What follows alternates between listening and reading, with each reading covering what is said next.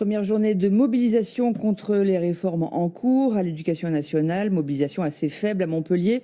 150 personnes ont manifesté, ont défilé de l'université de Paul Valéry au rectorat dans le collimateur de ces lycéens, de ces étudiants et de ces enseignants. La réforme de l'accès à l'université, le nouveau bac et la nouvelle admission, la nouvelle plateforme d'admission post-bac. Explication Karine Alazé et Christophe Montel.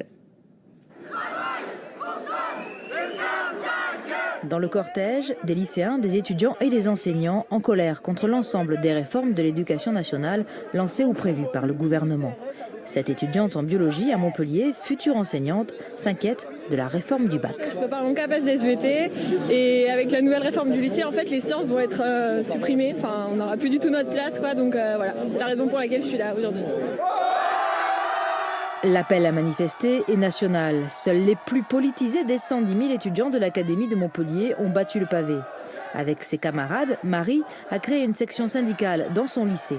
Pour eux, le tout nouveau Parcoursup, qui recueille les vœux des futurs bacheliers, est une façon détournée d'installer la sélection à l'université. Une sélection à la fac, c'est pas possible parce que le lycée et la fac, déjà, c'est totalement différent. Ils peuvent pas être jugés par rapport à nos dossiers. Et puis même, ils n'ont pas le droit de nous imposer notre avenir. C'est à nous de le choisir, c'est à nous de dire ce qu'on veut et ils n'ont pas le droit.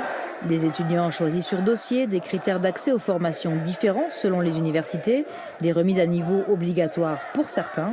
Le plan étudiant, en discussion au Parlement, ne convainc pas non plus les enseignants. J'enseigne à la fac de sciences politiques, on a 100 places, 800 demandes par an. La vraie solution, c'est d'ouvrir des places pour que les étudiants puissent faire ce qu'ils veulent faire. Il y a, à mon avis, pas... Toutes les autres solutions sont des mauvaises solutions. Et de mon point de vue, celle qui est en train de choisir le gouvernement est une particulièrement mauvaise solution parce qu'elle repose sur un algorithme et sur des critères qui seront nécessairement mauvais.